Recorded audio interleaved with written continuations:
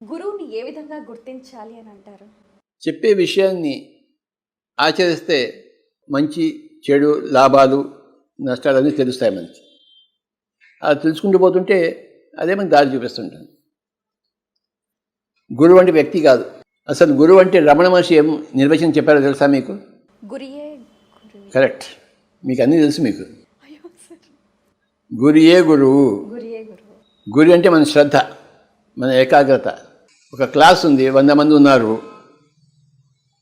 ఆ టీచర్ చెప్తున్నాడు, ఈ 100 మందిలో 90 మంది ఫెయిల్ అయిపోయారు, ఒకడు పాస్ అయ్యాడు. వీళ్ళు ఎందుకు ఫెయిల్ అయ్యారు, వాళ్ళు ఎందుకు పాస్ అయ్యాడు? అతను కరెక్ట్గా తీసుకోగలిగారు గురువు చెప్పింది ఏదో అన్నది.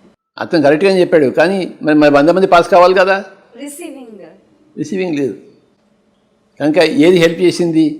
రిసీవింగ్. ఆ 100 మందిలో ఒక అబ్బాయి రిసీవ్ చేసుకున్నాడు. ఈ టీచర్ అందరికీ చెప్పాడు, చెప్పింది అందరికీ వినపడింది, అందరికీ సరిసమానంగా చెప్పాడు ఆయన. కానీ 90 మంది ఫెయిల్ అయ్యారు, ఒకడు పాస్ అయ్యాడు. వాడు రిసీవ్ చేసుకున్నవాడు పాస్ అయ్యాడు. అంటే వాడు గురి పెట్టాడు. వాడు ఆ టీచర్ ఏం చెప్తున్నాడు, గురి పెట్టాడు. ఆ గురియే గురువు అయింది.